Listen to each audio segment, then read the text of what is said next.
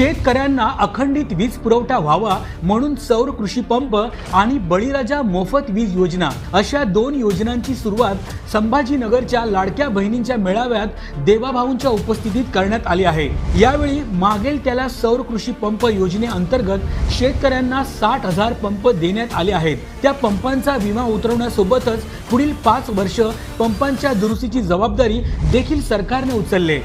छत्रपती संभाजीनगरमध्ये सर्वाधिक सौर कृषी पंप लावण्यात आले आहेत। येत्या 18 महिन्यात शेतकऱ्यांची सर्व वीज सौर ऊर्जेच्या माध्यमातून येणार असून शेतकऱ्यांसाठी स्वतःची वीज कंपनी स्थापन करणारे महाराष्ट्र हे देशातील पहिले राज्य ठरले आहे। देवाभाऊंच्या राज्यात वेगवान निर्णय आणि घडतोय समृद्ध महाराष्ट्र।